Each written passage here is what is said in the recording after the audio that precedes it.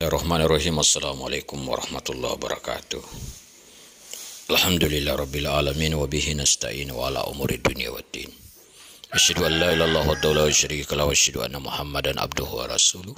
Allahumma shalli wa sallim wa barik ala sayidina Muhammad wa ala alihi washabbihi rasul ajmain.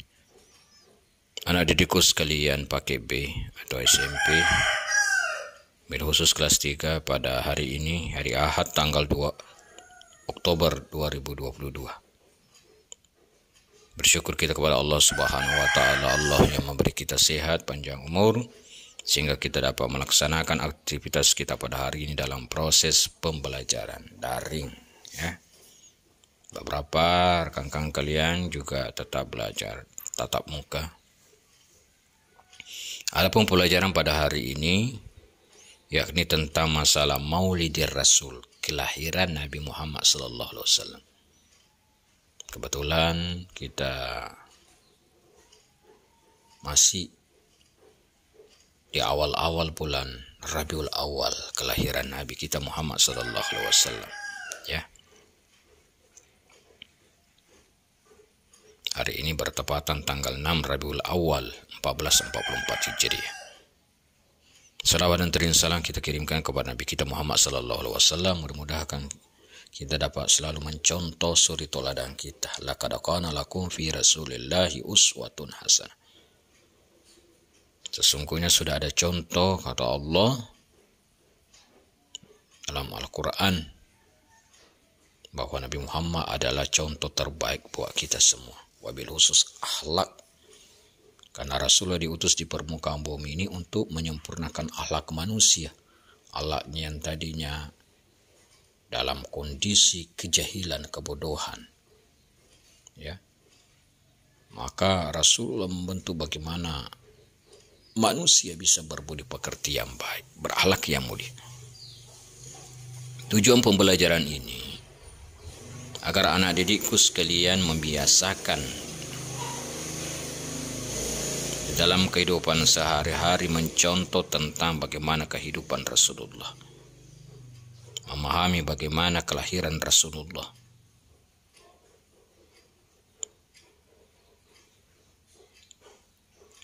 Beberapa kebiasaan masyarakat jahiliyah.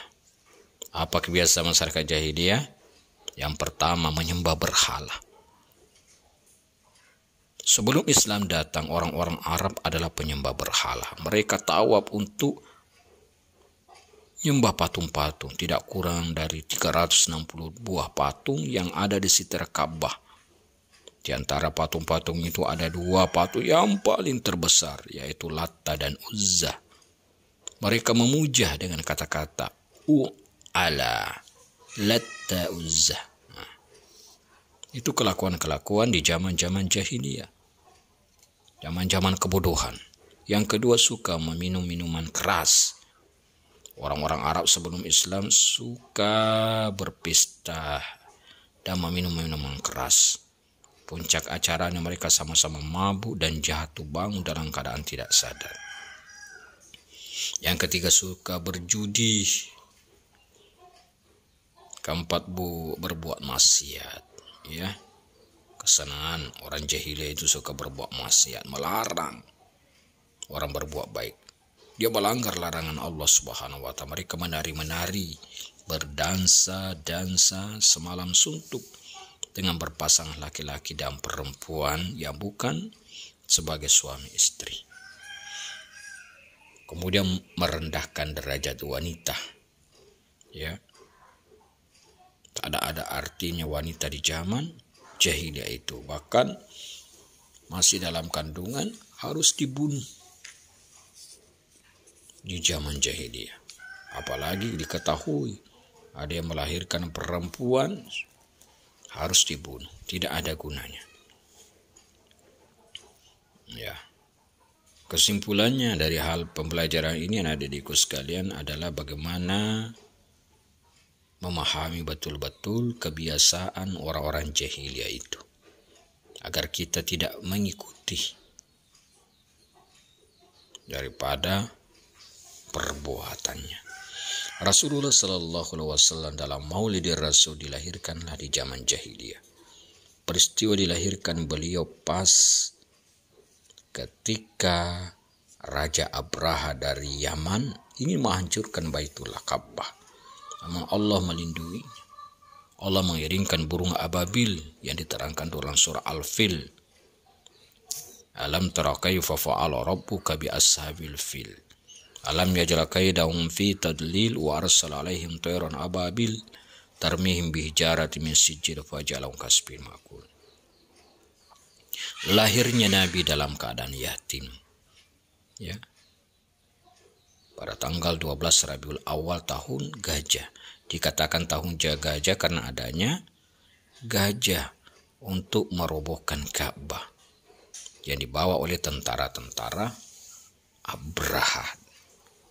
Dia ingin memindahkan Ka'bah itu ke Yaman. Kelahiran Nabi Muhammad SAW bertepatan tanggal 20 April 571 Masehi. Nabi Muhammad lahir dalam keadaan sehat, kulitnya bersih, dan mempunyai daya tarik luar biasa. Ibunya bernama Aminah, bapaknya bernama Abdullah. Itulah Rasulullah Sallallahu Alaihi Wasallam dilahirkan dalam keadaan yatim. Kemudian yatim piatu, beliau belajar berdikari, bekerja sendiri bersama pamannya. Kemudian berusaha sendiri ketika pamannya tak ada lagi, kakeknya tak ada lagi. Dia tetap bagaimana menjadi manusia yang baik, untuk bagaimana membentuk manusia menjadi berbudi pekerti yang baik, berakhlak yang mulia.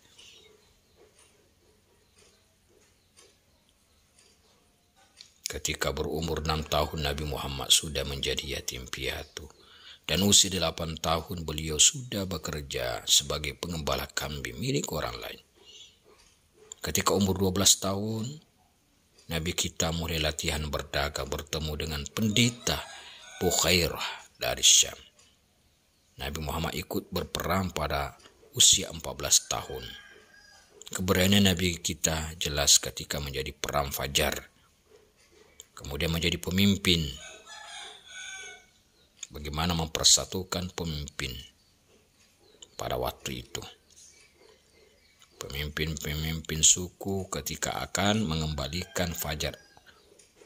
Pada waktu itu yang dinamakan Hajar Aswad. Ya. Nah, itulah yang penting-penting anak didikku sekalian pahami tentang kelahiran Nabi kita Muhammad Sallallahu Alaihi Wasallam. Innama bu'istu liutami maqarimal akhlak.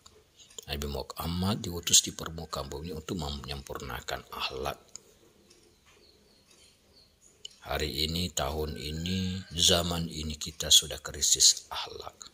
Krisis budi pekerti. Banyak anak-anak yang melawan sama orang tua. Banyak anak didikku sekalian, para pelajar, para siswa yang kurang menghormati orang tuanya. Bahkan melawan sama orang tua. Inilah harus kita tanamkan betul-betul.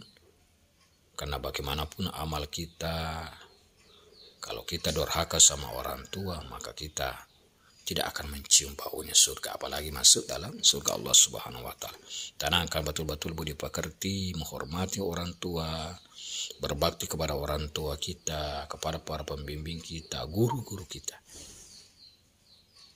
Mungkin demikianlah Bapak dapat sampaikan dalam pertemuan kali ini, mudah-mudahan bermanfaat. Sebelum Bapak mengakhiri, Bapak akan memberikan latihan soal, diperhatikan. Nanti setelah selesai kirim ke WA Bapak. Ya, 0813 7216 2478. Soal yang pertama adalah jelaskan kebiasaan-kebiasaan buruk masyarakat Arab jahiliyah. Yang kedua, jelaskan apa yang mereka sembah pada waktu itu. Yang ketiga, bagaimana sikap kaum jahiliyah jika mendapat keturunan anak perempuan. Soal yang keempat adalah apa tujuan Nabi Muhammad SAW diutus Allah di permukaan bumi ini. Yang terakhir,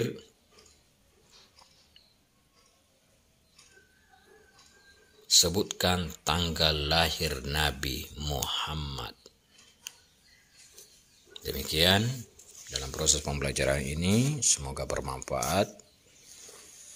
Wabillahi taufiq wal hidayah. Wassalamualaikum warahmatullahi wabarakatuh.